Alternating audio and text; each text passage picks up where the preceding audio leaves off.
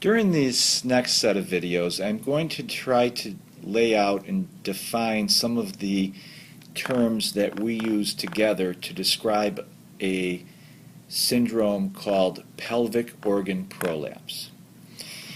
Pelvic organ prolapse, simply defined, means the slippage of pelvic organs from their normal place in your anatomy to places that will cause discomfort in your anatomy. Most of the time it's towards the outside of your body.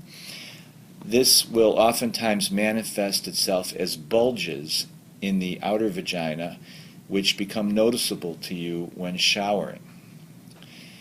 Pelvic organ prolapse is something that many women live with unnecessarily. Now, pelvic organ prolapse doesn't always need to be treated, but unfortunately there are millions of women in this country that are not being treated simply because they are too embarrassed to bring it up with anyone that can help them, or they feel that this is just a normal consequence of getting older and they've chosen to live with it, or they simply have no outlet with which to get it addressed. I'm going to try to break this down for you so that we can have more discussion when we see each other face to face. Pelvic organ prolapse can be broken down into uterine prolapse, bladder prolapse, and prolapse of the rectum into the vagina. All three can occur together or separately or in any combination. When the bladder is prolapsing, it's usually the upper vagina that has the bulge. When it's the rectum that's prolapsing, it's the lower part of the vagina or the posterior part of the vagina that the bulge is noticed in.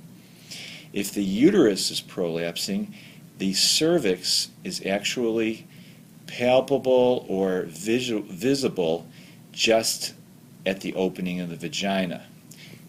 Needless to say, it's not supposed to be there.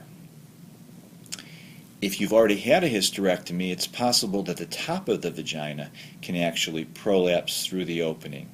And oftentimes that's accompanied by intestine that's just behind the vagina. There are many symptoms and there are many treatments for this condition. We're going to try to clarify this for you in the next several videos, so pay close attention.